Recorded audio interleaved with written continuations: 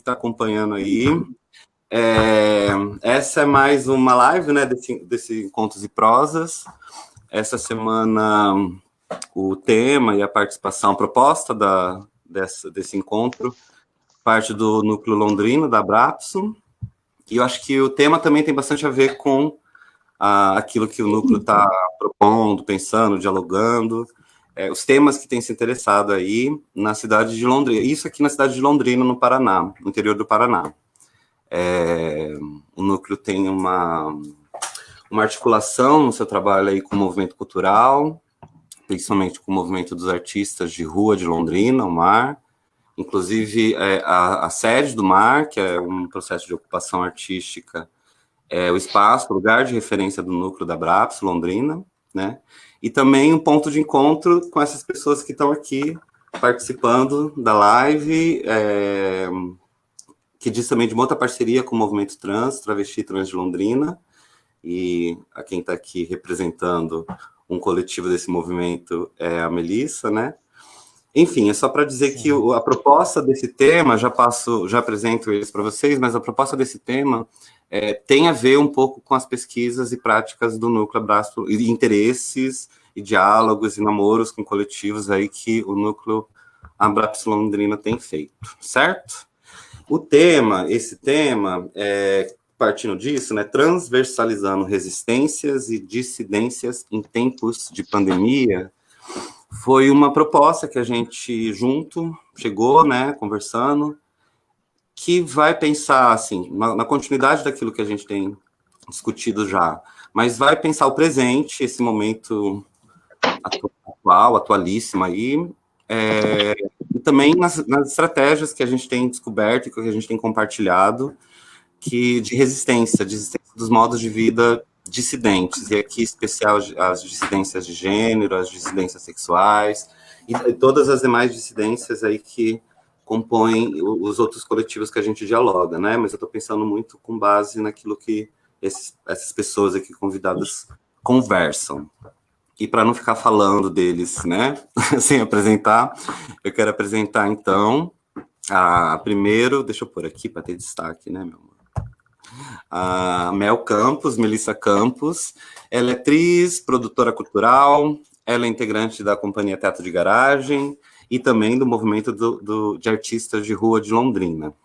Ela é uma das fundadoras do coletivo Elite Trans Londrina, que é um coletivo de ativismo travesti trans aqui em Londrina. E agora ela também está como colunista do Diário Trans, que é uma coluna da Rede Lume, uma rede de jornalistas. Ela vai, acredito que falar um pouco desse momento. Essa é Mel, quer dar um alô, uma saudação? Olá, boa noite para vocês todos. Obrigada pelo convite, fico muito grata de estar aqui interagindo com vocês, né, e contando um pouquinho das minhas experiências aqui em Milão. Legal. Então, e agora a Mel estava até alguns meses aqui, né, aqui em Londrina, aqui no Brasil, fazendo seu trabalho, mas ela está agora em Milão, na Itália, e isso vai ser um pouco o tema, né, do que ela vai falar. Enfim, aguardem. Sim. Sim, estou muito feliz de estar com você, muito feliz de estar com o William e matando a saudade aí das mesas, né, e de todas as questões que a gente lida aí com a nossa população e a sociedade em geral. Massa, amor. Eu também a gente estava conversando, né? Tô muito feliz com essa mesa, a gente está se encontrando, também propiciado por isso aqui, né? Mas é isso. E vou apresentar, então, essa persona cá, vamos pôr um destaque. William Siqueira Pérez, mestre em psicologia pela Unesp Assis, doutor em saúde coletiva pelo Instituto de Medicina Social, na UERJ, no Rio de Janeiro, pós-doutor em psicologia e estudos de gênero pela UBA, Universidade de Buenos Aires, professor aposentado do Departamento de Psicologia Clínica e programa de pós-graduação de psicologia da Unesp Assis, e tem um baladinho que eu separei. Ai, cadê? Da sua apresentação, mas eu acho que autor de um livro, eu quero citar, autor do livro Travestis Brasileiras, que é resultado da pesquisa da tese dele de doutorado, e também parte dessa aproximação que nós, né, Melissa, eu, tivemos aí nas nossas trajetórias. É isso, Will. Ok. Boa noite a todas, todos e todes. Eu quero dizer que é um prazer imenso, há quem diga que com prazer é mais caro, né? Mas é um prazer, é uma honra dividir essa mesa, coordenada pelo Herbert, essa parceria incrível da Mel, de muitos anos. Não vou falar quantos anos, né? Porque isso depõe com coisas que a gente não quer pensar, né? A história da idade e tal, e blá, blá, blá, blá. Mas eu quero dizer que é uma honra para mim eu estar aqui. Eu organizei um pequeno texto, tá? Então eu vou ler, tem algumas coisas teóricas, eu vou ler, espero que vocês tenham paciência para me ouvir, né? E vamos que vamos, eu espero contribuir com o debate e tal.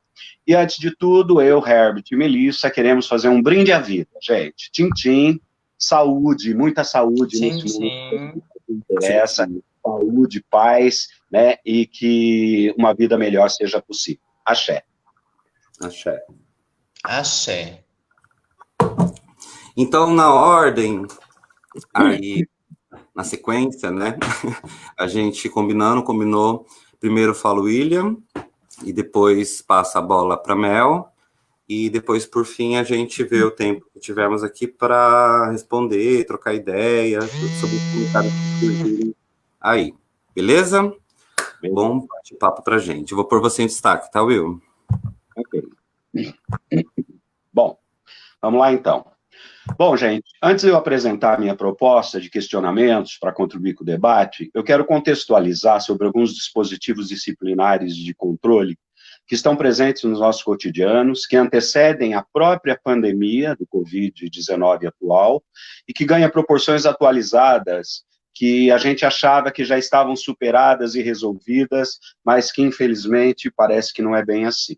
Primeiro, o próprio retrocesso político neofascista, né, que assola nosso país, a partir da chegada desse grupo, né, que assumiu o governo atual, desconstruindo conquistas adquiridas através dos movimentos sociais, que durante anos resistiu e reivindicou direitos, no qual muitos corpos e vidas foram ceifadas, foram abatidas. Falo de opressões e assassinatos das corporalidades tidas como marginais. Como os corpos pobres, os corpos de pretas e pretos, os corpos das dissidências de sexo, das sexualidades, de gênero, as populações que vivem nos cinturões periféricos da cidade, as populações que vivem em reservas indígenas, as populações ribeirinhas, que cada vez mais estão sendo marginalizados e excluídos dos direitos básicos e fundamentais. Um outro ponto é um acentuado aumento das pessoas em situação de pobreza e miséria. E um outro ponto ainda, o retorno de dispositivos higienistas, nacionalistas e religiosos, que estão se mostrando tão intensos. E ainda a exclusão e extermínio genocida, decorrente da violência estrutural, que além da pobreza se intensifica com o aumento do racismo mundial, né? E são tantas as questões, né? Não vai dar para mim falar do aumento, né, dessas estigmatizações, né? Se a gente pensar, por exemplo, né, na questão do feminicídio, dos transfeminicídios, né, dos assassinatos de indígenas, enfim, e da exclusão mesmo, né, de travestis transexuais como uma população ainda mais vulnerável, né? Então, eu acho que para situar e tentar contextuar, eu vou citar alguns exemplos, né, que todo mundo conhece, mas que aparece na mídia, né, como o assassinato de João Neres da Silva, em 6 de fevereiro de 2000, em plena Praça da República, em São Paulo, por ser gay, foi brutalmente espancado até a morte por um grupo de skinheads. João Neres, presente.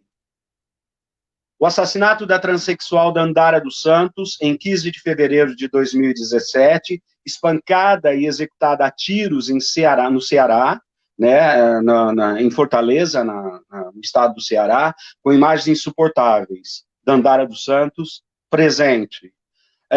E casos mais recentes, como Marielle Franco, vereadora carioca, negra e bissexual pelo PSOL, e seu motorista Anderson Gomes, no dia 14 de março de 2018, assassinados a queima-roupa com diversos tiros, por denunciar milícias, né, que são muito fortes no Rio de Janeiro, e enfrentar o racismo estrutural. Marielle Franco, presente. O assassinato a facadas, né, da líder do movimento negro e sacerdotisa Yamukumbi, aqui em Londrina, no dia 4 de agosto de 2013, vítima de racismo, intolerância religiosa e misógina. Yamukumbi, presente. Assassinato do adolescente negro João Pedro por policiais em uma favela no Rio de Janeiro, em 19 de maio próximo. João Pedro, presente. A morte do menino negro Miguel Otávio, em Recife, Pernambuco, após negligência da patroa branca, que mandou sua empregada negra passar com seus cachorros, negligenciando o cuidado do pequeno Miguel. Dia 5 de junho, próximo passado, Miguel Otávio, presente. E o assassinato insuportável online de George Floyd, em Minneapolis, Estados Unidos, em 25 de maio próximo passado, quando o policial ajoelhou no pescoço dele, asfixiando-o e matando sem piedade, gerando manifestações no mundo inteiro contra o racismo. George Floyd, presente. São apenas alguns casos, entre tantos outros, que evidenciam quantos estigmas produzem diversos crimes de ódio, decorrentes de classismos, sexismos, racismos, misoginias e outros marcadores perversos de crueldade, com destaque, então, como eu já falei antes, para o feminicídio e o transfeminicídio. Diante desses casos, em associação com progressistas e autoritários, o aumento da violência estrutural e a perda de referências humanitárias, o retorno de problematizações sobre a crise dos paradigmas e dos sistemas de pensamentos que acreditavam os ultrapassados e revistos, se torna urgente e necessário. Sendo assim, rediscutir sobre os processos de subjetivação e os regimes totalitários me levam a trazer para o debate como os processos de estigmatização participam da produção da subjetividade em tempos de pandemia do Covid-19. É nesse sentido, então, que eu nomeei a minha fala, hoje aqui para o debate, como processo de subjetivação e pandemia Covid-19 do poder disciplinar a expressão queer. Vamos lá. O que a pandemia do Covid-19 demanda de problematizações da subjetividade para a criação de resistências e enfrentamentos dos direitos sexuais e humanos na academia e nos movimentos sociais? É uma pergunta guarda-chuva, vamos dizer assim, que eu faço, né? O surgimento da pandemia do Covid-19, gerada por um ou vários vírus desconhecidos, nos remete a uma analogia com o início da pandemia do HIV/AIDS, quando um pânico moral desencadeava inseguranças e ansiedades diante do desconhecido. Lembra-nos as campanhas iniciais da prevenção do HIV/AIDS, entre aspas, assim pega, assim não pega, que foi se aprimorando a partir de estudos, pesquisas e trabalhos de prevenção realizados por setores de governos municipais, estaduais e nacionais, por organizações não governamentais e alguns grupos de pesquisas acadêmicas. Em uma primeira fase dessa pandemia que estamos vivendo, com discursos confusos e oscilantes, que gera muito sofrimento mental, ações depressivas, crises de ansiedades, inseguranças afetivas e emocionais, dificuldades cognitivas, assim como de incertezas diante do futuro. Esses marcadores psicossociais estão presentes em todas as pessoas, independente de classes, raças, sexos, gêneros, territórios geopolíticos, ou seja, se dá na lógica do varejo. Mesmo porque, assim como o vírus do HIV/AIDS, o Covid-19 não faz discriminação dos corpos, ele pega geral. Para problematizar a respeito de respostas possíveis de enfrentamento à pandemia do Covid-19, em interface com o movimento social LGBTI, em especial o movimento de travestis e transexuais, eu vou fazer um recorte das problematizações para o debate, focada na população LGBTI, mas não só, suas demandas, suas resistências e proposições de pistas para a promoção da cidadania e do respeito às diferenças, ou como nos ensina Gilles Deleuze, a diferença da diferença. Mesmo porque, até para ser diferente, muitas vezes, alguns grupos criam normas discursivas e de expressão para a validação da diferença, para que ela possa ser aceita como suportável, como normatizada e como serializada. Efeito processual que se funda pela decalcomania de carimbos existenciais que fixam as normas dos desejos, de modo a elas se tornarem desejos de normas, efetivando os processos de subjetivação. Aqui, desejo e cultura surgem como componentes de subjetivação, que se efetivam como usina de produção psicossocial em escala ampla, diversa e fabril.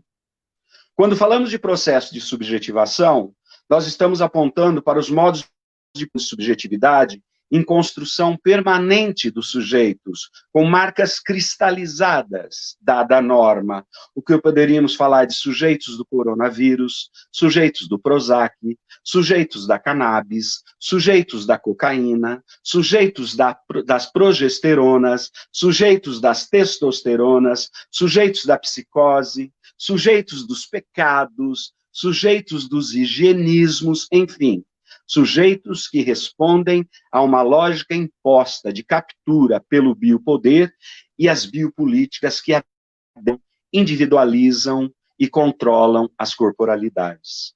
Aqui estamos falando de processo de subjetivação individualizadora, que produz indivíduos em série e normatizados, constituindo a identidade como algo definitivo, imutável e finalizado.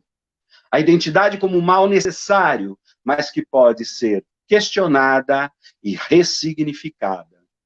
Paralelamente a essa subjetivação normatizadora, individualizadora, nós vamos encontrar, e ainda bem, outros processos de subjetivação que resistem às imposições do Estado e dos poderes presentes nas relações cotidianas visíveis, nos encontros dos corpos e suas afetações.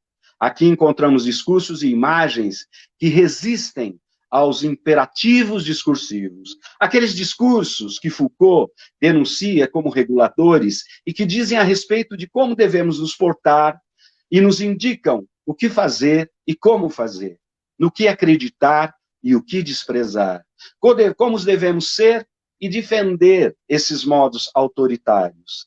A isso chamamos de dispositivos de resistências ou ainda de contradispositivos. A ideia de fazer da vida uma obra de arte, mais uma vez Deleuze aqui presente, significa circular no mundo livremente e se constituir como sujeitos que resistem e se assumem como corpos independentes, desejantes por si mesmos, o que poderíamos falar em sujeitos LGBTI, sujeitos e sujeitas dos feminismos, sujeitos sexuais, gendrados, sujeitos artísticos e, em uma última instância, sujeitos queer. Só um minutinho.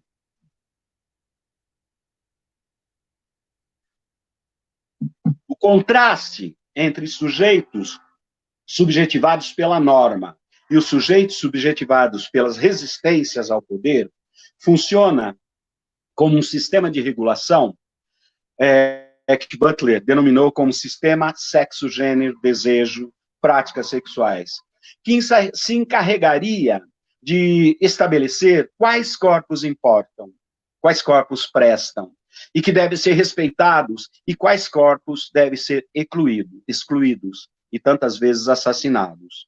Aos corpos respeitados, ricos, classe média, cis heteronormativos, brancos, cristãos, com seus gêneros binários definidos, monogâmicos e procriativos, para eles há garantia de acesso a direitos e regalias, de oportunidades e privilégios. Aos corpos dissidentes, resta a abjeção, a negação do direito ao reconhecimento de cidadania, ao direito de ser cidadã e cidadão, ou ainda, quando são reconhecidos como sujeitos, na maioria das vezes são tratadas como patologias, como monstruosidades, ou ainda como pessoas pecadoras, criminosas e perversas.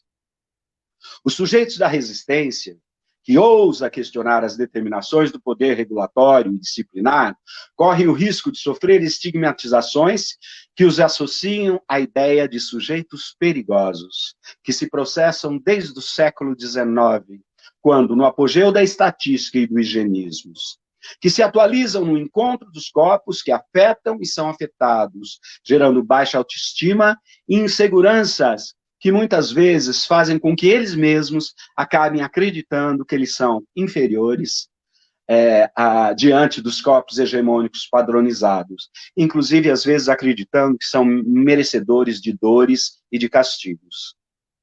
Para Peter Eglinton e Richard Parker, em um texto de 2001, abre aspas, o estigma desempenha um papel central nas relações de poder e de controle em todos os sistemas sociais.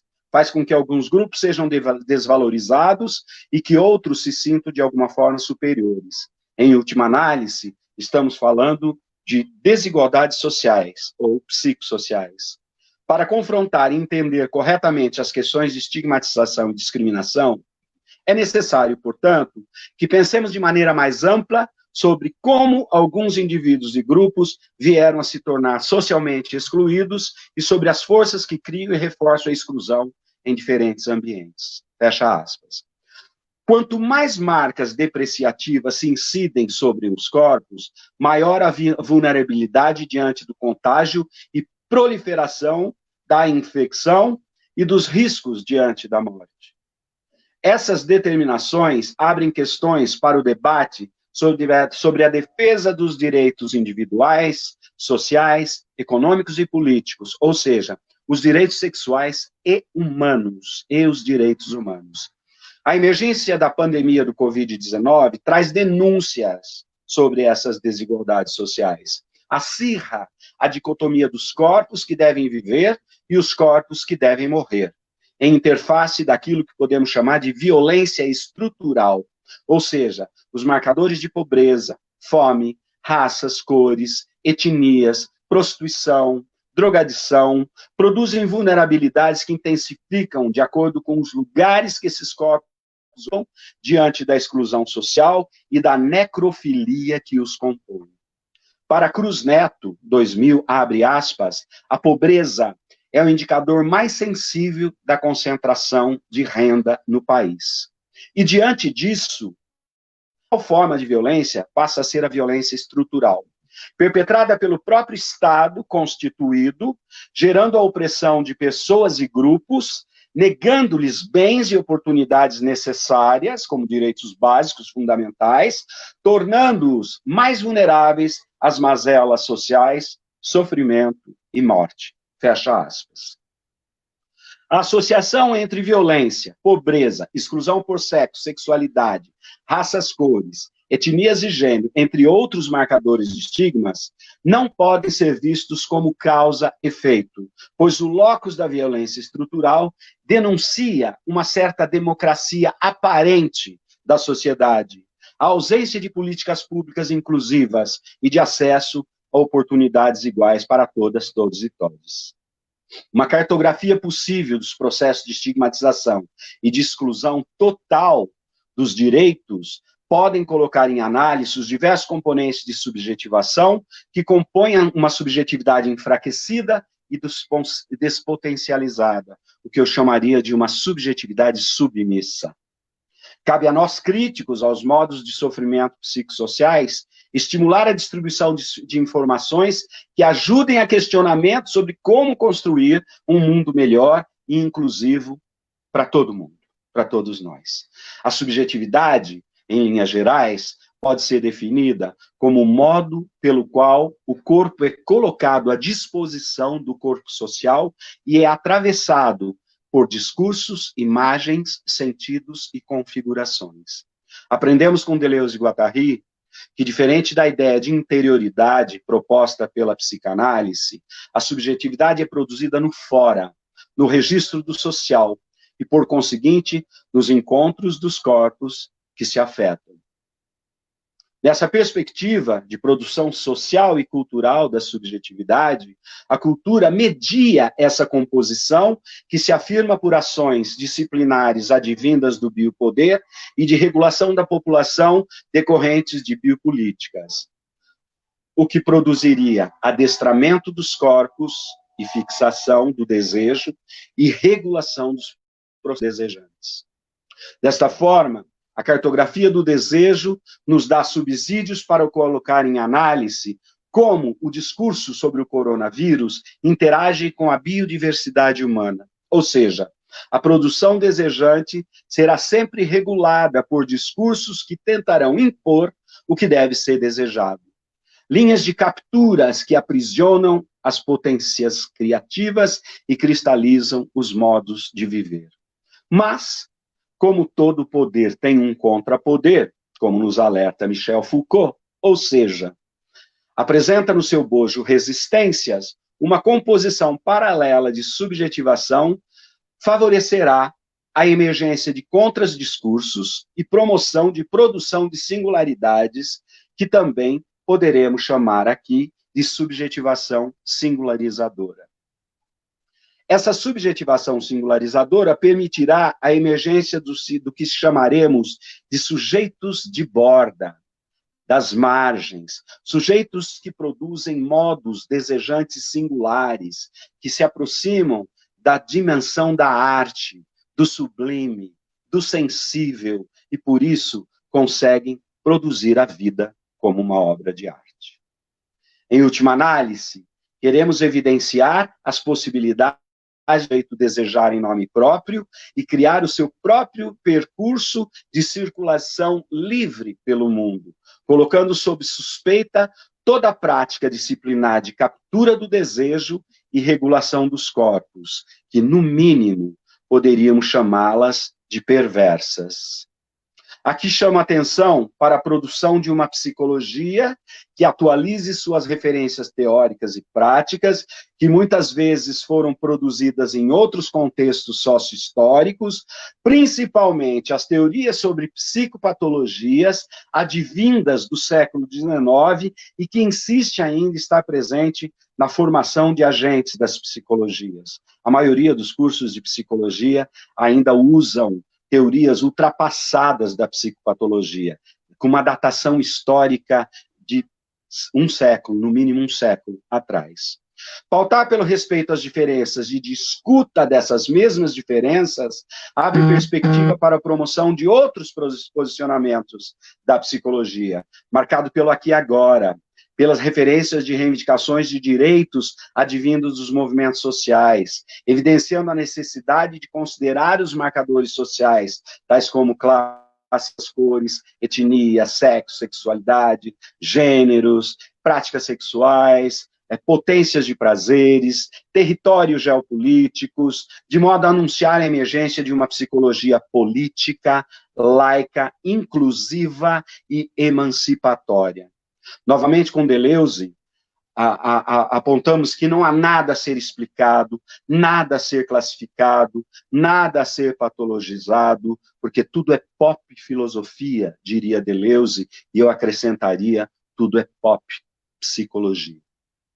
Como modo de atualização, anunciamos aqui uma possibilidade de uma psicologia diferenciada, que eu e um grupo de outros pesquisadores tivemos chamados de psicologia queering, que não seja classificatória, que não seja diagnóstica, que não seja curativa e tampouco reducionista, para valorizar o direito político fundamental à singularidade e as variações dos lugares ocupados no mundo pelas pessoas que não coadunam com as determinações cis-heteronormativas brancas e cristãs, disciplinares e regulatórias de uma sociedade demarcada pela crise dos paradigmas e dos sistemas de pensamentos binários, sedentários e reducionistas.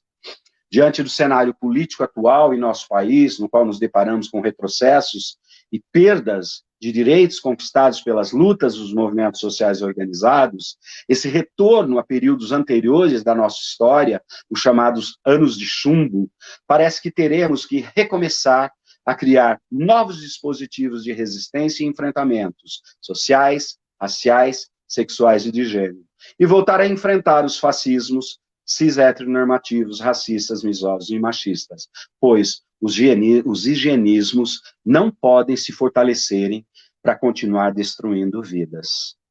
Aqui a psicologia pode contribuir muito, e muito, na alerta de práticas ultrapassadas e a urgência de novos posicionamentos diante da atualidade, de modo a contribuir com a mudança social e a potencialização do respeito humano, ou do respeito às humanidades. De modo a contribuir com o debate, nós podemos propor uma psicologia que, primeiro, desconstrua os sistemas de pensamentos binários e sedentários, imagens e discursos capturados pelas lógicas normativas e estruturantes, que denuncia a miséria humana e fortaleça novos encontros com afetações potentes. 2. Que cartografe os conflitos existentes entre a dominação psicossocial e cultural e as estratégias potentes de resistências, de modo a valorizar a diferença e reconhecer novos modos de existencialização sem patologização.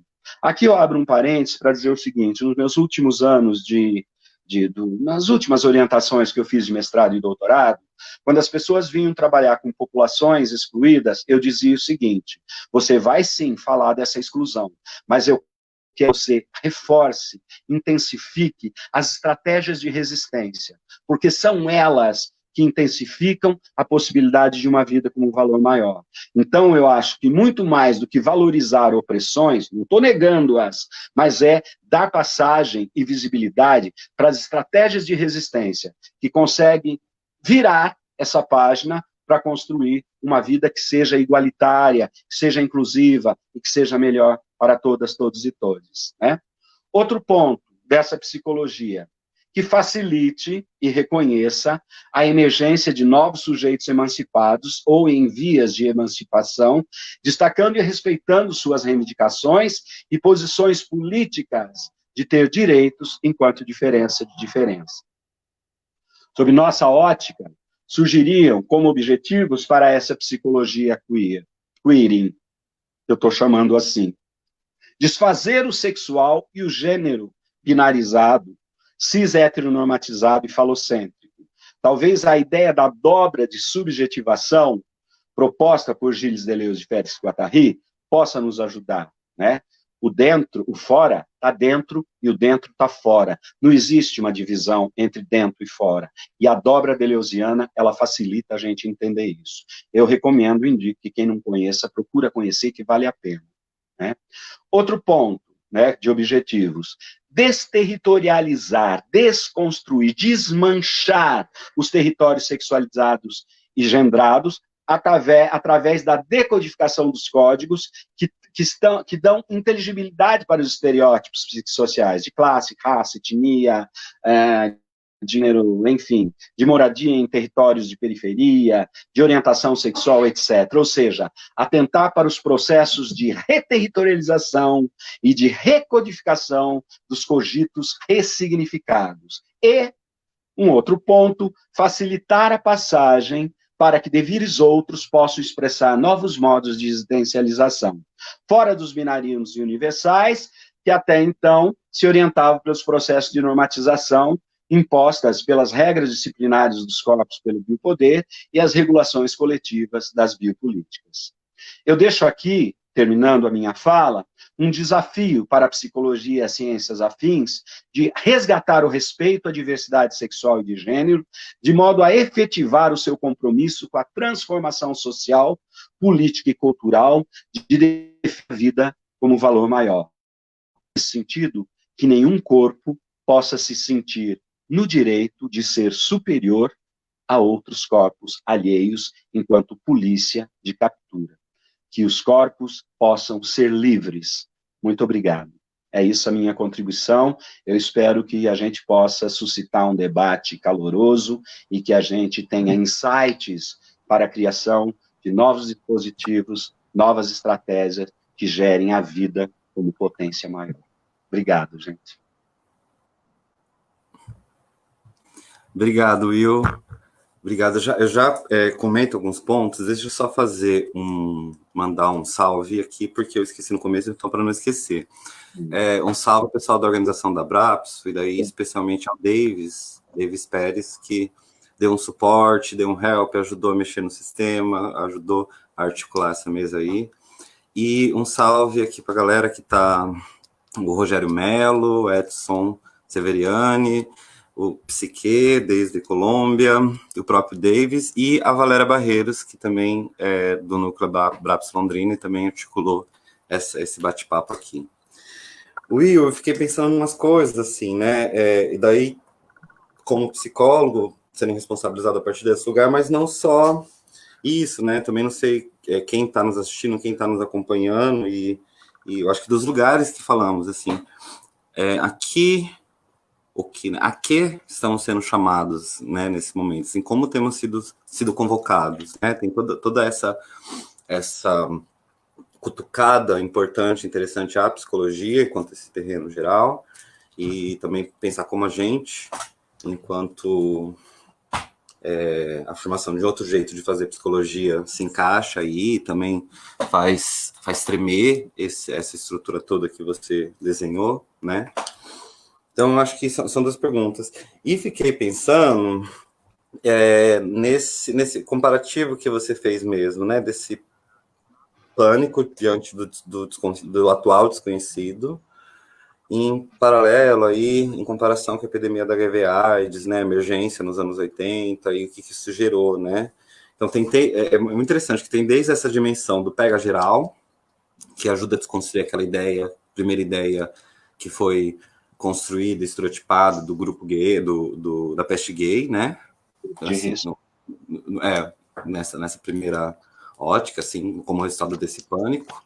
Então, essa discussão foi importante e também ajudou a gente a construir as noções, a pensar sobre as vulnerabilidades, né? Sobre esses corpos, essas posições que vão estar aí. Eu acho que nesse momento isso está muito evidente, muito mais acentuado, dessa questão aí de quais são os corpos que importam e quais são os corpos que estão à disposição dessa psico, necropolítica, nessas dimensões aí do exercício da dominação, né?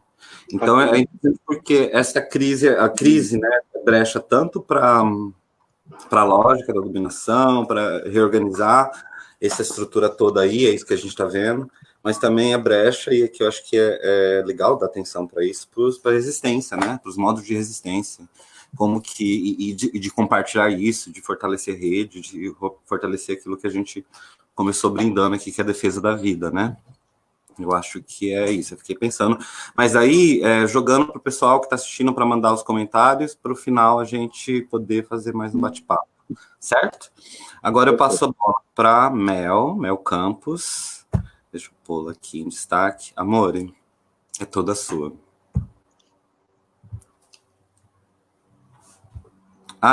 Muito obrigada, Herbert. Primeiramente, eu quero saudar a todas as pessoas que estão assistindo, parabenizar o William por essa explanação maravilhosa, né? Toda a organização do evento e a minha gratidão pelo convite, né? Eu concluí alguns projetos no Brasil e concluindo esses projetos, então eu decidi que eu daria continuidade a um projeto que eu tinha deixado para trás há muito tempo atrás, há 12 anos atrás, que era continuar com a busca pela minha cidadania italiana, né? Então, eu vim convidada essa noite para falar um pouco dessa experiência, de como está sendo para mim essas mudanças que são tão radicais quanto o meu próprio corpo, e que de alguma forma eu tento também buscar uma forma de conectar a militância, o corpo artístico e também essa realidade atual, que é a distância, né? Ou seja, eu estou reconstruindo minha vida aqui na Europa, na Itália, e para mim, hoje, eu trago muito da militância, trago muito desse corpo artístico hoje na minha sobrevivência, no meu trabalho, nos meus projetos, né? como eu fui convidada hoje para contar um pouco dessa história, eu quero dizer que a gente não deixa de ser militante e a gente não entra de férias, mas no meu caso atual eu tenho estado desconectada um pouco das questões políticas no Brasil e tenho vivido mais as questões políticas aqui na Europa, na Itália, né?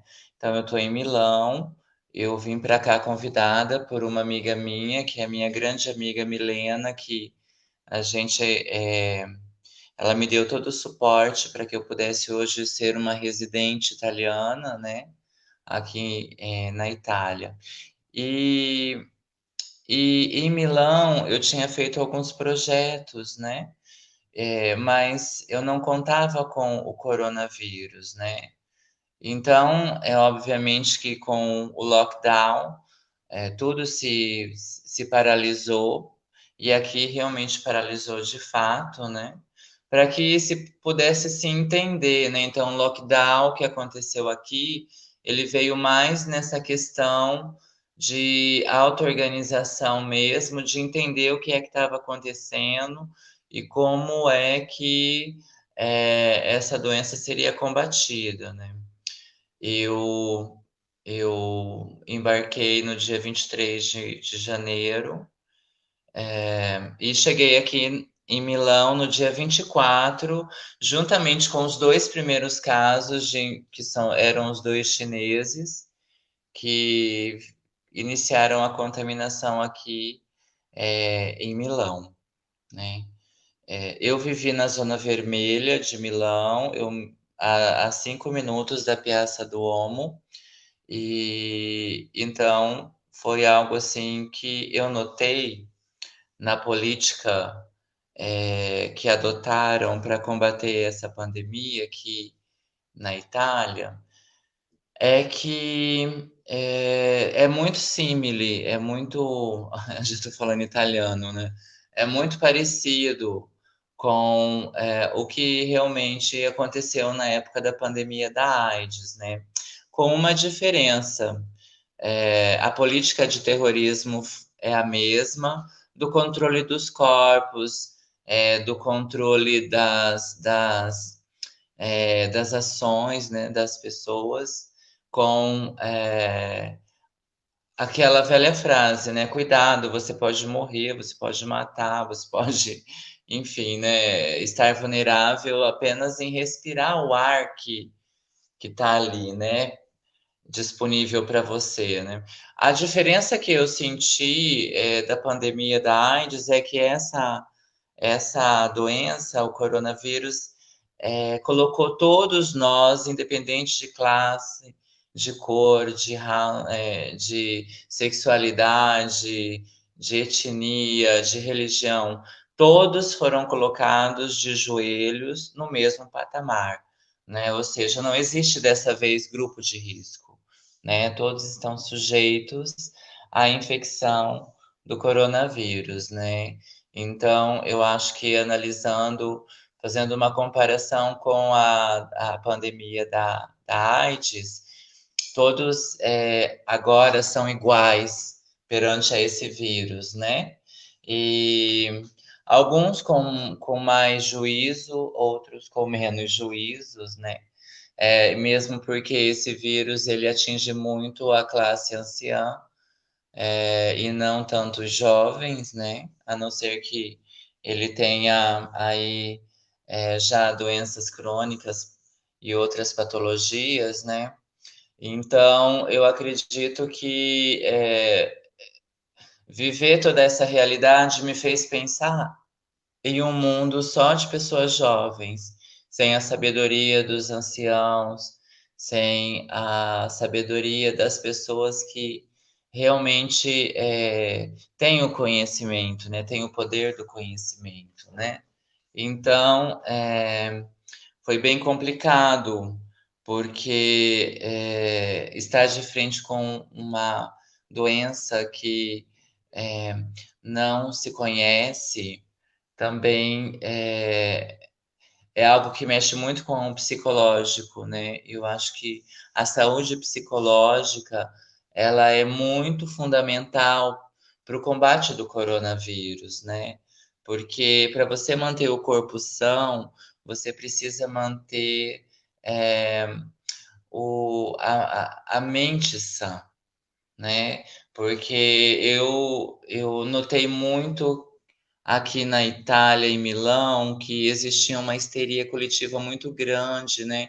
Então, mais medo do coronavírus eu tinha das pessoas que me olhavam, né? Das pessoas que, de alguma forma, julgavam não a mim apenas, mas a todos, né? Porque existia uma barreira, né? Não existia mais o convívio social, né?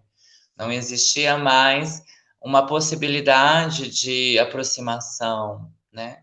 Então, isso mexeu muito com os valores sociais, os valores morais e a saúde psíquica, né? Então, enquanto eu estive na zona de Milão, porque agora eu não estou mais na zona de Milão, eu aluguei um apartamento aqui perto de Voghera, em província de Pavia, né, aonde eu estou mais retirada dos centros, dos grandes centros e mais em pequenos vilarejos, né? E eu tenho me sentido muito bem. Esse lugar ele tem me trazido muita paz de espírito, muita paz psíquica, né? Para mim conseguir passar pelo coronavírus, eu tive que entender que o dinheiro naquele momento não tinha o mesmo valor do que o conhecimento e também do que a minha própria saúde, né? Eu precisava me manter em pé. E aqui, o que eu notei muito na Itália foi a falta de estrutura sanitária, né? Para poder lidar com as questões de saúde da população, né? Então, eu fiquei horrorizada, por exemplo, quando na televisão eu ouvi dizer que eles estavam escolhendo as pessoas que iriam para os respiradores e aquelas que não tinham condições de ir para os respiradores seriam acompanhadas até a morte, né? Então, esse trabalho de escolher quem merece viver, quem merece morrer, né? Tem muito a ver com essa falta de estrutura, que é muito da cultura italiana, né? Ou seja, que cada um tem a sua tessera sanitária, que é o seu cartãozinho sanitário, né? Não é como o Brasil que tem o SUS, né? E aí você precisa de um médico, você procura o hospital e a conta chega na sua casa, no seu endereço para você pagar. Então, esse vírus ele revelou muito a forma como o governo tem tratado a população, como as deficiências do governo, as deficiências desse mecanismo sanitário aqui, né? Enquanto, por exemplo, a Itália ela tem 50 mil leitos, 5 mil leitos para 50 mil pessoas infectadas, né? Enquanto a Alemanha tem 80 mil leitos para 50 mil leitos para 80 mil pessoas infectadas. Então, a condição e a capacidade de cura, de atendimento, se diferencia muito, né? Porque aqui na Itália a saúde nunca foi prioridade, né? A ascensão financeira sempre foi prioridade, os impostos são muito caros, né? O aluguel é muito caro, né? Então a gente acaba ficando à mercê da própria sorte, né? Então eu continuo dizendo que o SUS, apesar de tudo, né, ainda é um sistema de saúde que funciona e a gente tem que cuidar disso, né, do SUS. Eu tenho passado por esse momento aqui com o intuito de construir a minha vida aqui. Então, eu continuei trabalhando né, aqui em Milano. Eu sou hoje escort. Quero dizer que, ao contrário do Brasil, aqui é uma profissão, né? Ser uma acompanhante, ser uma escort é uma profissão muito bem remunerada, por sinal, e que eu tenho me destacado muito, né? Com relação à busca dos meus objetivos, né? Eu tenho um estereótipo aceitável, né? Eu sou branca, eu sou loira, eu tenho uma série de atributos que chegam a, a, a, como se diz, que chegam a, a a contentar, vamos dizer assim, a contentar as exigências do mercado, né?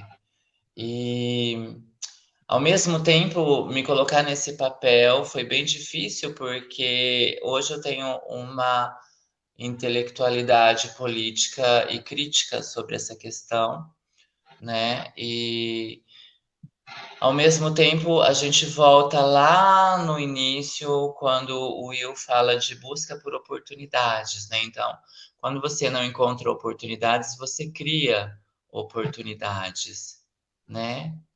E eu acredito que é isso que eu estou fazendo aqui, criando oportunidades, né? A minha independência aqui é muito importante para que eu possa atingir os meus objetivos. E eu, além disso, tenho tentado criar uma conexão com essa realidade, que é a realidade do coronavírus, juntamente com a minha realidade atual, que é o meu trabalho de escort, com a minha história militante e também artística. Então, eu tenho atuado aqui em alguns trabalhos, né? Eu fiz algumas sessões de fotos com Gianni Appendino, que é um fotógrafo aqui de Pavia, né? Fiz também participação com o Fabrício Stux, que é um fotógrafo aqui famoso, que trabalha com várias marcas famosas, Moncler, Prada, Benetton, e ele trabalha com o Oliviero Toscani, que é um dos fotógrafos mais famosos aqui da Itália, e eu fui convidada para fazer parte de um vídeo documentário falando exatamente de como a população de pessoas escortes, seriam homens, mulheres, transexuais, né, estariam sobrevivendo a epidemia do coronavírus, né? Então, eu fui selecionada para fazer parte do documentário. Ele entrevistou, eu acho que 15 pessoas ou 10 pessoas trans, mulheres trans, e eu e minha amiga fomos duas das selecionadas para fazer parte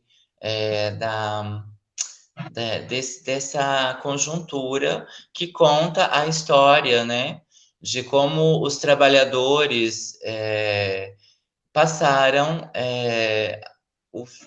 essa epidemia aqui, essa pandemia aqui na Itália, né? Então, o nome do vídeo se chama, é um videodoc que se chama Working Class Virus, e ele foi publicado na revista Rolling Stones.it, e ele está sendo classificado nesse trabalho como o vírus da classe trabalhadora, né? Porque as pessoas ricas de classe média, elas não sofrem tanto com todas as suas regalias e seus privilégios, a questão do vírus, né? E da epidemia, porque tem seus carros, né? Tem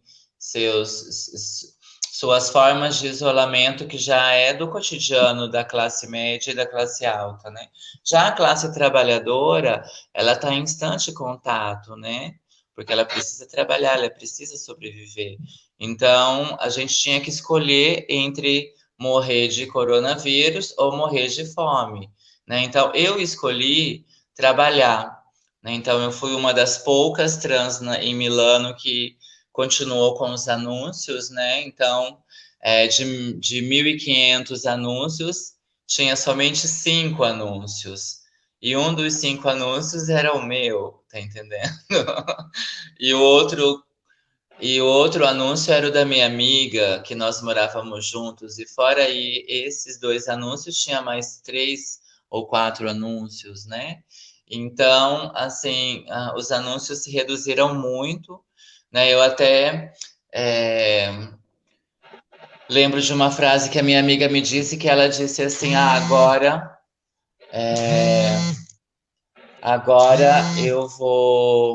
vai sobreviver as mais fortes, né? Vai sobreviver aquela que não tem medo, né?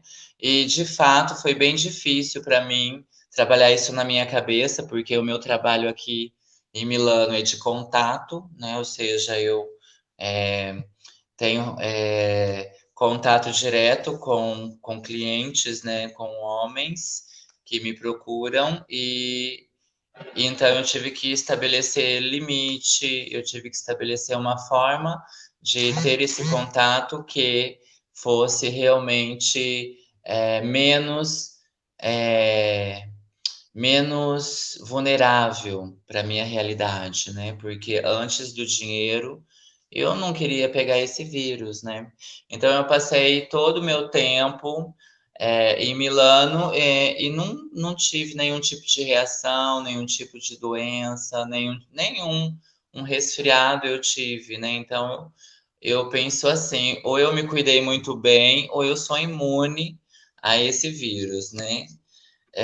Mas eu tenho trabalhado muito com a questão do meu trabalho atual e tentado buscar uma conexão artística com toda essa realidade. Então, as pessoas do mundo artístico que são meus próximos já sabem que eu estou aqui fazendo uma pesquisa para o meu próximo trabalho teatral que eu levo para o Brasil, que vai falar sobre erotismo, arte erótica, né? Então, eu tenho tido essa vivência aqui, é uma espécie de laboratório, né?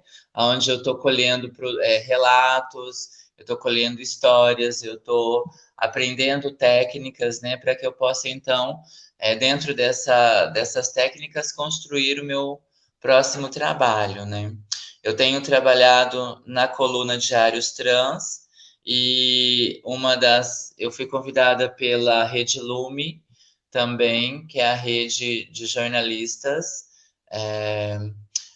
para que eu contasse nesse espaço, nessa coluna, a minha trajetória aqui, né? Então eu tenho liberdade para falar sobre qualquer coisa que eu deseje, né? Desde histórias, relatos sexuais, até mesmo a questões políticas, turismo, compras e vendas, né? Então tem uma série de temas que eu quero estar abordando ao longo do processo de criação, né, do conteúdo da minha coluna, mas agora nesse momento eu tenho trabalhado muito na questão erótica, né? Eu tenho trabalhado nos fundamentos eróticos e também no que eu tenho vivido aqui enquanto corpo erótico e erotismos, né? Eu tenho a minha primeira matéria na minha coluna foi falar um pouco sobre o que eu tenho vivido aqui enquanto Rainha Chanel, né? E aí apresentei Rainha Chanel e Rainha Chanel começa a sua fala dizendo: esta noite eu não realizarei o seu, mas o meu desejo, né? Então ela se coloca na frente pela primeira vez, né? E a minha segunda matéria fala do fundamento de como eu criei essa personagem que se chama Rainha Chanel, né? E a matéria que eu escrevi foi O Prazer através da Vingança.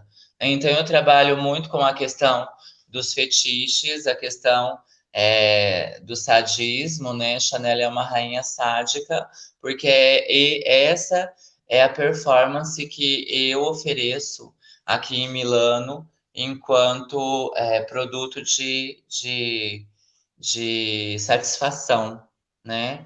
Eu quero dizer que o sexo para mim também não é só negócio, não é só um ato libidinoso ou de consensual ou não, mas ele também é uma espécie de terapia ocupacional, é uma espécie de atitude, de comportamento que porta ao bem-estar, né? E é por isso que que esse trabalho é tão é, procurado aqui na Itália, né?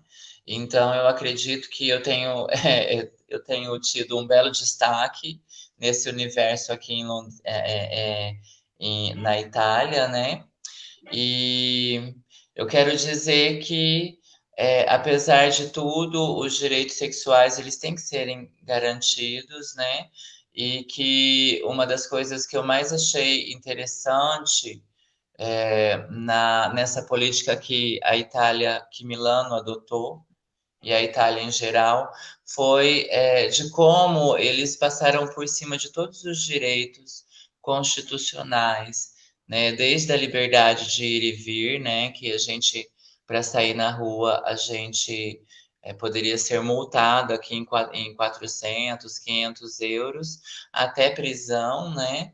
E eu que trabalhei durante esse período também tinha o risco de ser penalizada judicialmente, né, caso eu tivesse algum problema com a polícia e tal, né?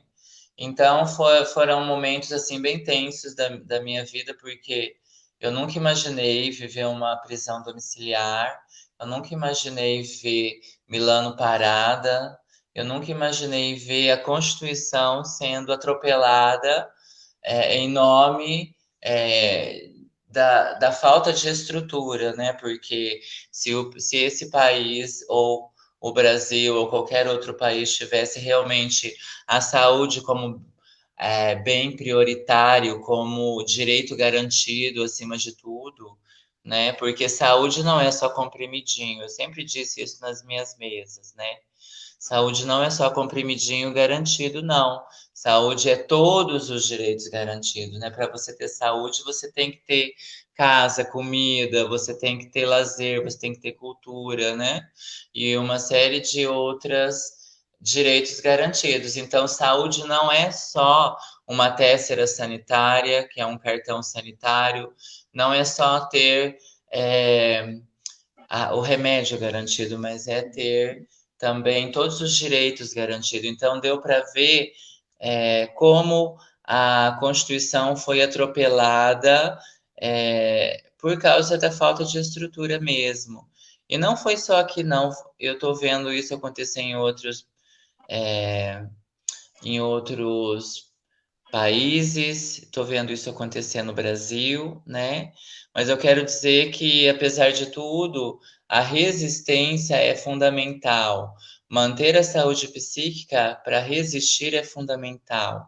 E também se manter, acima de tudo, garantindo seus direitos, seja ele, né, aquele direito de ir e vir, ou aquele direito que é só seu, né, que é o direito à liberdade, né? E para mim a liberdade ainda é o maior de todos os direitos, né? Liberdade de ir e vir, liberdade de fazer aquilo que eu quero com o meu próprio corpo, liberdade de poder criar oportunidades, né? De viver as realidades da melhor forma possível e de ter qualidade de vida, né? Porque aqui no Brasil, aqui na Itália, eu tenho qualidade de vida, né? Eu sou valorizada, eu tenho condições de crescer. E eu também me perguntei se passar essa pandemia aqui em Milano seria coisa justa, se talvez eu teria vindo no momento errado. E aí eu tenho certeza hoje, vendo a realidade no Brasil, que não, eu vim no momento certo, porque eu prefiro passar essa pandemia aqui com pelo menos qualidade de vida, pelo menos condições de um bom tratamento ou de crescimento, né? do que no Brasil, como a maioria das minhas manas aí que estão no Brasil pelas ruas e algumas delas sem poder estar nas ruas, né? Vivendo da caridade, né? Das pessoas que hoje têm um pouco mais de sensibilidade e também de bom senso, né? Porque, como eu disse no início da minha fala, a diferença dessa epidemia com a epidemia da AIDS é que aqui não existe grupo de risco, não. Aqui está todo mundo vulnerável. E para o Brasil, que elegeu com esse sinal aqui o nosso representante, né, que não é o meu representante porque eu não votei nele, né, eu quero dizer que esse inimigo aqui você não mata, não, com bala de revólver, tá entendendo? Não é a bala de revólver que vai resolver a pandemia, a questão do coronavírus, que vai garantir a sua saúde, né? Então, os valores mudaram, né?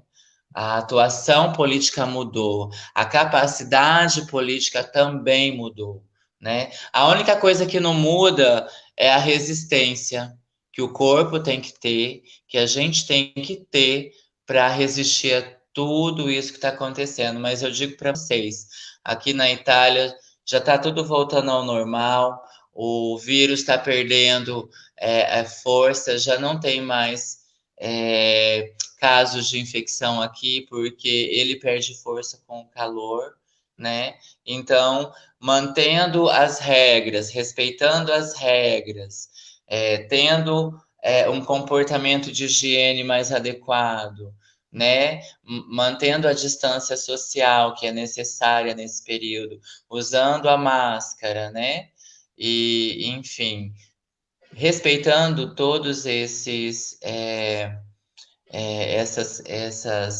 indicações, a gente vai conseguir superar esse coronavírus. Até sair a vacina, né? Porque a gente está esperando que saia uma vacina, né?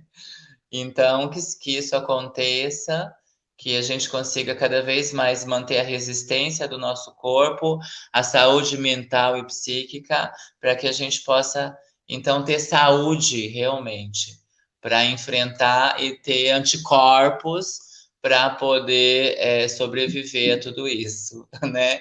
Então, estou encerrando minha fala aqui, acho que eu falei demais, né? Para quem não tinha nenhuma anotação, né, para falar, mas eu agradeço muito aqui o espaço e que a minha experiência pessoal possa estar aí passando alguma coisa de bom ou pelo menos fortalecendo aí toda essa situação que a gente tem que superar a partir de agora, né? Então, agradecida, muito grata pelo espaço e pelas pessoas que acompanharam minha fala até agora.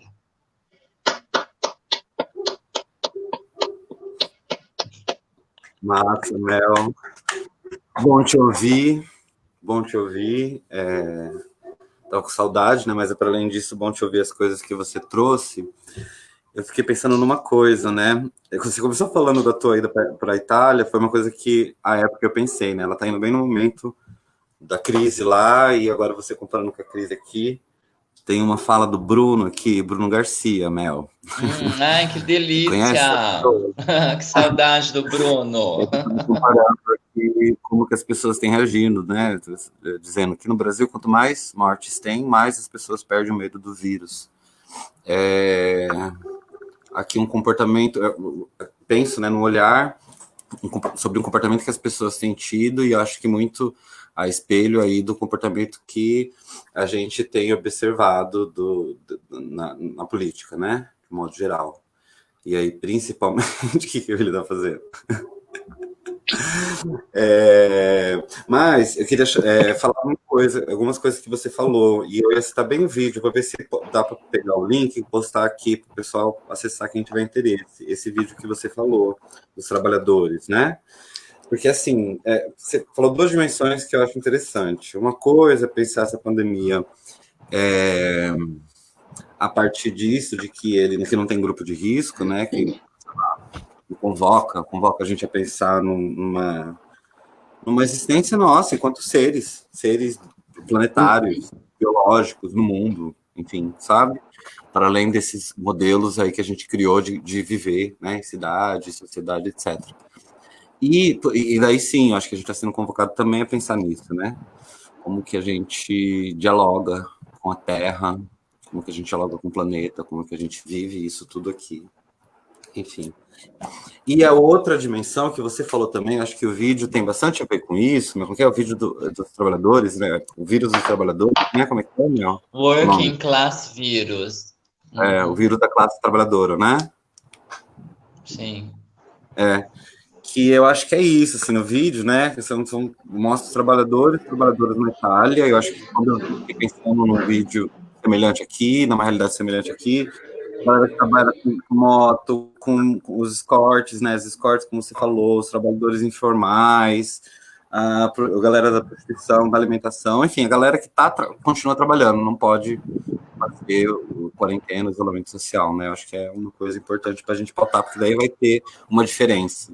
E daí aqui no Brasil, né, quando a gente compara, por exemplo, os mapas de infecção, por exemplo, mais, estou pensando em alguns casos, mais situados em áreas mais da classe média, das classes mais altas, mas os mapas de morte situados mais na classe pobre, entende? Trabalhadora. Então a gente vai ver que tem esse recorte agindo aqui, assim, e é interesse, né, de que essas coisas não tenham visibilidade. Então eu gosto quando você fala para a gente olhar para o SUS, né, e assim como olhar para o Estado, olhar para as políticas do Estado, né, se é algo que esse momento tem chamado, é um pouco isso. Mas eu quero te passar aqui a pergunta que surgiu aqui, ó. São duas perguntas para Mel. Eu não sei se vai aparecer outra pergunta para o Will, senão eu vou fazer primeiro a pergunta para o Mel e tem uma pergunta para fazer para o Will, eu faço em seguida, tá? Mel, duas perguntas. O Vitor Salles está perguntando aqui, o que mudou no contato com os clientes, né? Eu acho que falando um pouco aí da sua experiência na Itália. E a Valéria Barreiros, conhece essa pessoa? Pediu para você falar um pouco do sentido da arte na tua vida. Eu acho que você citou aí, né? Mas daí dizendo exatamente sobre isso, o sentido da arte na sua vida. Beleza? Então, o que mudou no contato com os clientes? Qual é a primeira pergunta? O que mudou no contato com os clientes? Ah, tá. O que mudou no contato com os clientes foi eu acho que o que mudou no contato com os clientes foi o valor que passou a ser outro. Eu acho que em vez de eu pensava assim, em vez de eu atender 6, 7 clientes por dia, eu atendi apenas um, né? Porque naquele momento a prioridade não era ganhar dinheiro infinitamente, mas era me privar de qualquer possibilidade de infecção. Então, um programa aqui custa 100 euros a 150 euros. Com 100 euros dá para viver uma semana, né? Uma pessoa normal aqui, que não faz esse trabalho, vive uma semana com 100 euros, né? Então, eu pensei assim, eu não preciso atender 5, 6, 7 clientes por dia. Se eu atender um cliente, eu já consigo sobreviver, né? Então, eu acabei tendo que reduzir a 90% o atendimento, né, dos clientes, né, porque a média é de 5 a 10 clientes por dia, e eu acabei reduzindo 90% desses clientes para que eu pudesse, então, continuar com a minha saúde intacta, né? Então, durante 2 meses e meio, que foi o tempo do bloqueio, eu trabalhei o mínimo possível, assim, só para sobreviver, né? Conheci algumas pessoas que me ajudaram bastante, né? Porque eu sou encantadora, né? Eu sou de Oxum, né? Então, coitado deles, mas eles se apaixonam por mim, né? E aí eu tive uns 2, 3 apaixonados aqui que foram me ajudando financeiramente, né? Um deles me deu o apartamento, né? Então, assim, um que me deu um apartamento, né? Então, assim, eu comecei a pensar na qualidade desse cliente, né? Em vez de fazer 10 de 100, eu fazia um que poderia me dar 1.000, digamos, né? Ou 500, né? Então, assim, o meu raciocínio mudou muito nesse sentido do fluxo de atendimento e eu me concentrei mais no poder aquisitivo das pessoas que me buscavam, né? E aí, quando eu fazia meu primeiro cliente, eu já desligava o telefone, porque eu sabia que se ficasse ligado, ia ter outras propostas, então eu fazia um e já desligava. Então, essa foi a mudança, né? Foi a mudança dos valores e da A visão com qualidade. relação ao atendimento e a esse contato direto com as pessoas que procuram os meus serviços. Hoje já normalizou tudo, né? Hoje eu já não existe mais esse medo, né? Então o fluxo já voltou ao normal, né? Eu tenho trabalhado em média de 4, 5, 6 clientes por dia.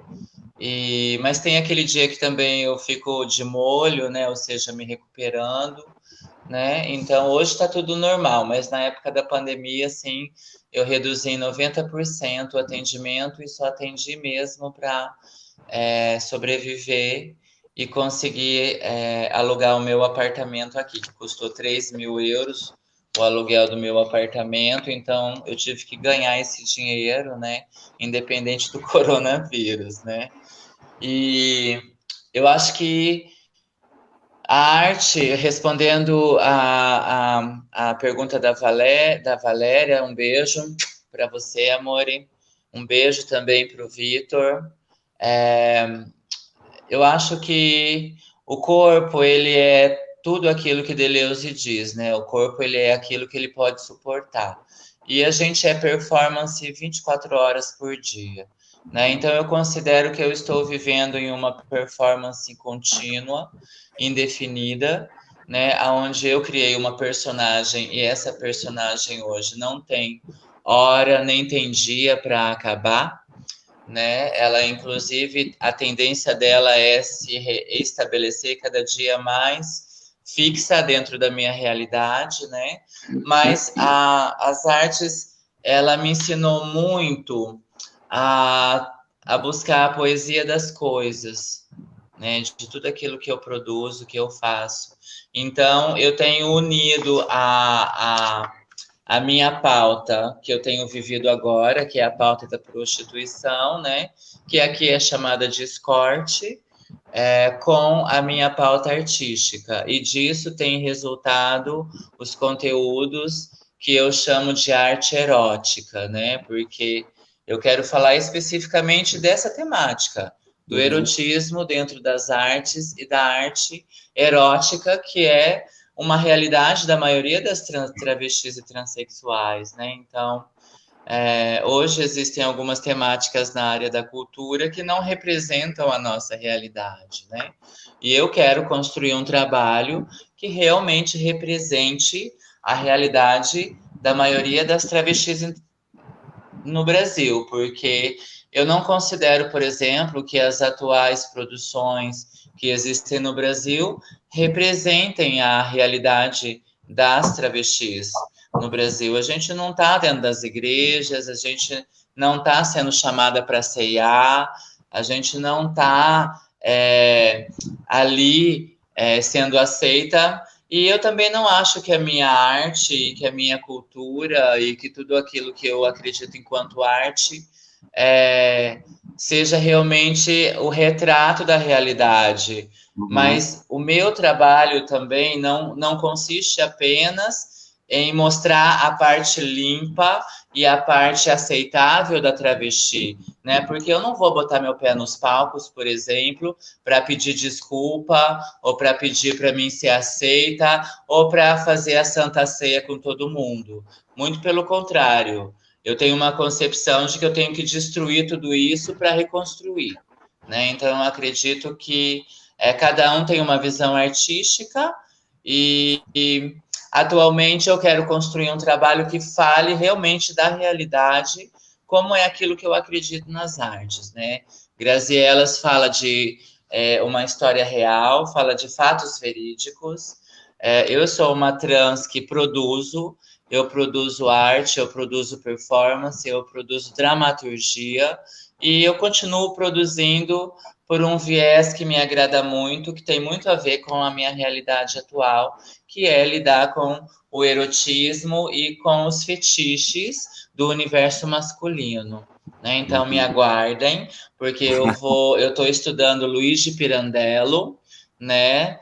E eu estou estudando um dos autores mais importantes aqui da Itália, que já foi indicado ao Prêmio Nobel, né, pelos seus trabalhos, e Luigi Pirandello está sendo a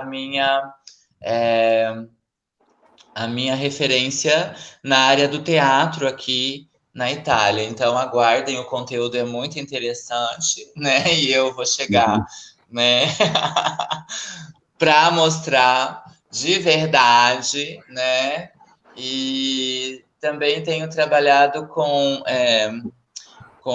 outros autores do universo da arte e da cultura aqui na Itália. Então, eu não deixei de me conectar, muito pelo contrário, assim como a gente não tira férias de ser militante, a gente não tira férias de ser artista. Eu acho que a performance é que muda, as necessidades mudam, porque as oportunidades continuam tendo que ser criadas, né? Se fossem garantidas, seriam mais fáceis. Mel, eu gosto muito de te ouvir falar isso, eu gosto muito de te ouvir falar da tua visão de arte, porque soma, faz eco aí essa galera que tem tensionado essa ideia de arte, né? Que nos foi passada e que era uma ideia de arte que não cabia muita gente, não cabia as travestis, não cabia os corpos dissidentes, e daí não é para fazer a mesma arte, é para fazer uma outra arte aí. E quando você fala do Pirandello, eu já penso que com certeza você está subvertendo essa coisa. Seriam os personagens buscando o diretor, o autor, seria uma autora criando vários personagens, deixando eles correr aí e causar no mundo. Enfim. Eu estou trabalhando com o Fábio. O Fábio, ele é um filósofo, ele fez filosofia aqui na Universidade de Milano, então a gente se encontrou e ele se encantou pelo meu trabalho como atriz, né? E a gente está então trabalhando a dramaturgia. Ele me regalou, né? Ele me presenteou Luigi Pirandello, né? Se chama eu tenho que, deixa eu pegar aqui, peraí, correndo. É isso, essa é a minha. Essa é a minha. Eu estou estudando sei personagem em cerca de um autore, né? Então, bem interessante. Esse livro ele foi indicado como Prêmio Nobel, né? Pelo trabalho dele. E juntamente com ele eu tenho estudado Alessandro Manzoni, né? Que também é um revolucionário, Promessi Sposi. E todos eles foram indicados através desse querido que eu conheci aqui, que ele fez filosofia, e agora a gente está construindo aí algumas coisas, né, para que eu possa então levar aí para o Brasil. Massa. Nossa, já tô né? Minha visão de arte é destruidora, né? Não é à toa que me chamam de a monstra do teatro, né? E na verdade, eu tô cansada dessa comida requentada, né? De pegar a dramaturgia da outra, trazer para o palco, dizer que representa tudo e todos. E não é bem assim, né? Acho que a gente tem que criar a nossa própria dramaturgia, a nossa própria realidade, trazendo a genuinidade do que é ser artista trans no Brasil, né? Arrasou. Ô, Mel, tem aqui os comentários da Márcia Monks, mandando um beijo. Um beijo também, Márcia. Ó, saudade de você, minha amiga atriz e diva maravilhosa, Mel Campos, mandando um beijo pra você, um salve. Ai, beijo, Márcia. Mua, mana, tô com saudade. Outra artista, né? Outra artista maravilhosa, já que estamos falando disso, Uma né? dramaturga referência na minha vida, Márcia Monks. Minha amiga do peito, do coração, axé. E daí tem mais 2 salves aqui. Vitor Reale mandando um beijo pra você. Saudade de você, Mel. Beijo, Vitor. Mua. Saudade. E para nós 3, Will, Harry e Mel, arrasando. Precisamos de fato de resistências em alianças. Recadinho da Dani Barreto. Aí, beijo, Dani. Beijo, querida. Tamo junto. E daí eu acho que isso diz, eu deixei o dela pro final aqui, porque diz a minha questão que eu vou jogar pro... Ah, tem aqui, gente, a Laura Lago, tão potente, só fala Mel, saudades. Outra artista, a maravilhosa. Beijo, Lau. Saudade. De pensar a arte, eu acho que é isso, essa rede doida aí. E daí, Will, te passando, daí minha proposta, meninas, é o seguinte, eu passo para o Will essa última provocação, como sendo uma última provocação, o Will se vira nos 30 com isso, e daí a gente faz um salve final aqui para a galera, para a gente já encerrar, pode ser? Arrasou. Então, Will, pegando o gancho da Dani, né, pensando nas existências, que é algo muito forte da tua fala, assim, eu acho que é algo que envolve Mel, envolve você, nos conecta também. Eu não sei, agora do imaginativo mesmo, tá, Will? Do criativo mesmo. Como que a gente pode, o que a gente pensa das existências, o que você tem visto, ou que tipo de caminho, brechas a gente tem pensado?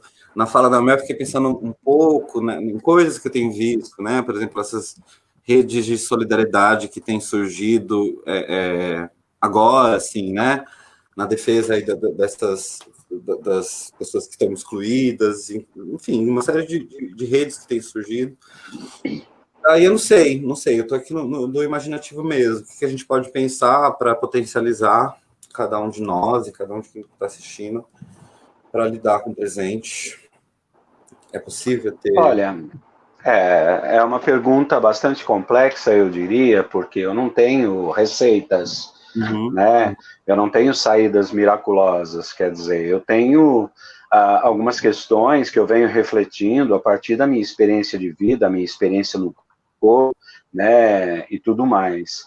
Eu acho que a gente não pode regredir a uma valorização, tanto na pesquisa acadêmica, quanto nas intervenções sociais, culturais, nessa coisa de mostrar a dor, sabe, o sofrimento. Por exemplo, eu sempre pensei nas minhas pesquisas ao longo da minha vida com travestis e transexuais, a ideia de que essas pessoas só sofrem. Isso é mentira.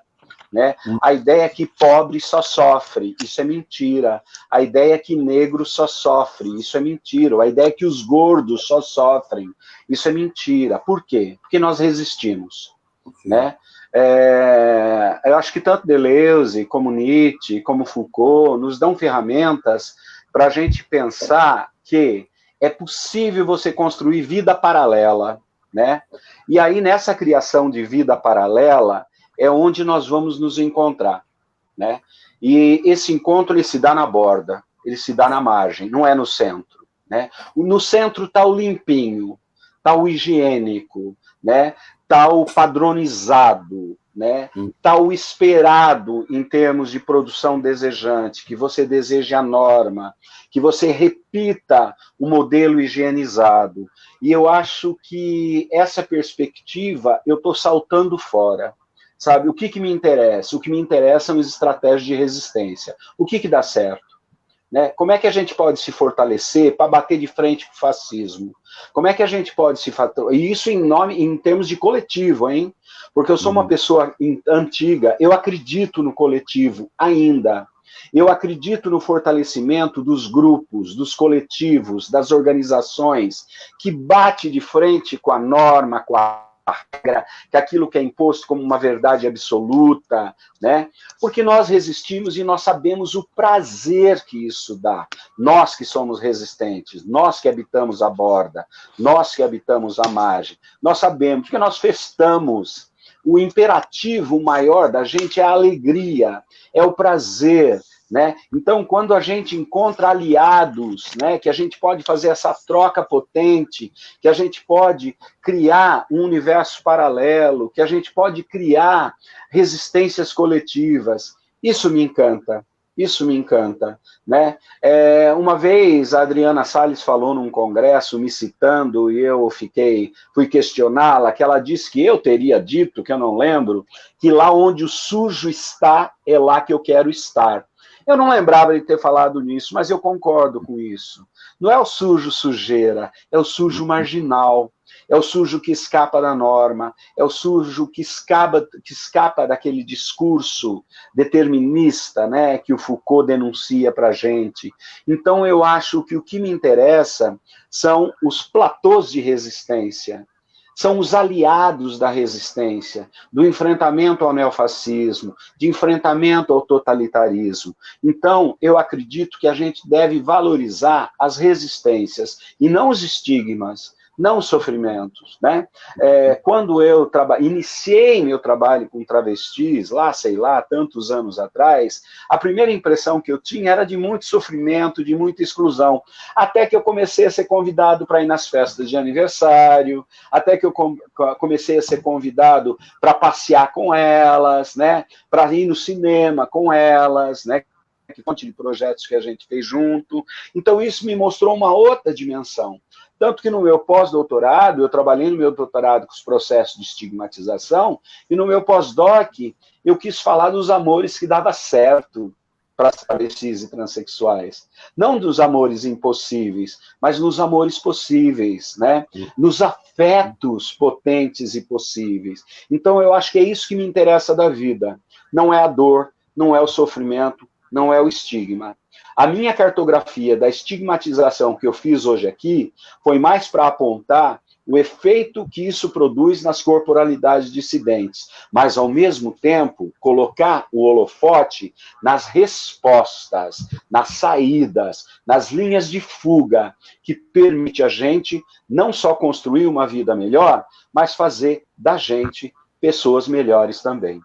Eu não sei se eu respondo, né? É aqui que eu termino a minha fala, desejando que todos tenham vida plena, vida intensa e que não tenham medo de ser feliz, por causa de um ou outro que faz vista grossa, que torce a boca, né? Ou que faz caretas para a gente. Não caiam nessa armadilha, dessa captura neofascista, porque é possível resistir, né? Aliás, resistir para existir é uma frase do movimento nacional de travestis e transexuais no Brasil.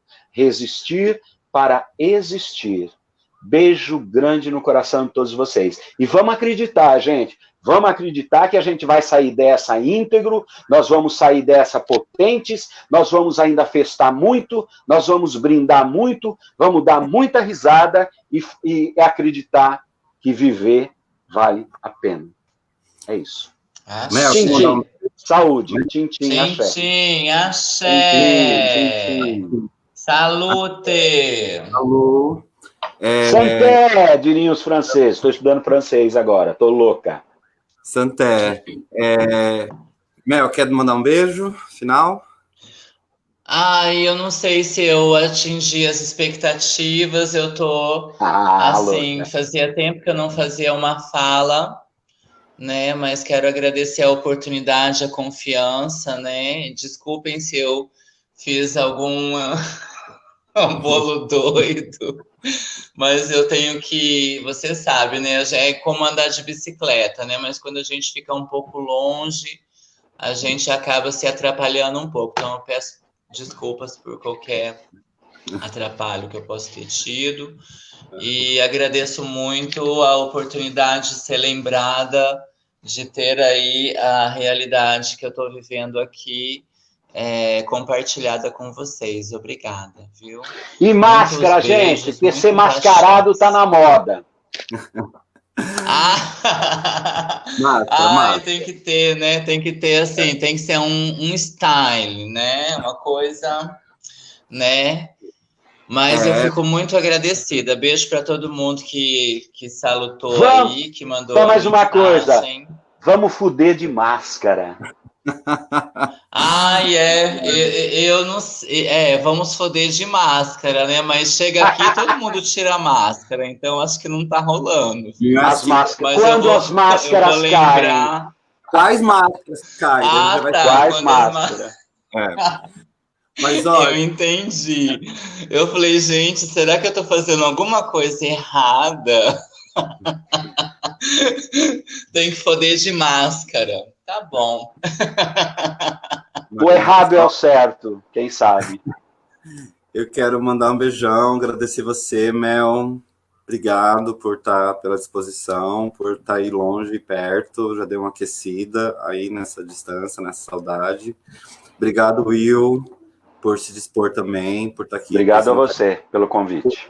Por ajudar, né, esse diálogo a gente criou juntas. E daí queria terminar, meninas, a fala do Will foi, acho que é isso, né, tem até alguém que comentou aqui, fazendo força que você disse, Will, da resistência, né? Isso me faz lembrar da Mel, quando eu a conheci, ela queria trabalhar com teatro, eu lembro dela falando assim, Mel, nunca vou esquecer disso, né, a gente quer falar das belezas que a gente tem, né? Sofrimentos, eles, isso não quer dizer não falar de sofrimentos a gente é parte da luta, mas nossa via de luta é falar das belezas, das potências, e é o que eu vejo na tua trajetória, Mel, né? Eu acho que eu vejo nessa rede que a gente tem aqui. E daí eu queria terminar com um trechinho de um poema que você conhece, né? O Will também. Diz o seguinte, é um trechinho só. A militância primeira que há está já só em existir. Uma existência em nada diferente de resistir. Rimadas essas porções, a gente causa tanto transtorno, tanto transtorno, tanto transtorno, tanto transtorno, racista, classista, que vai ser assim, com essa puta ousadia que nós vamos escrever a nossa poesia. É isso. Um brinde à vida. Um brinde, eu quero terminar com uma fala para a gente matar a saudade, tá? Vamos lá, vocês vão lembrar do final do nosso trabalho que a gente fez aí em Londrina, né? Vamos lá, 1, 2, 3. Transtornada! Transtornada! Eu! Jamais! Ou sempre, né?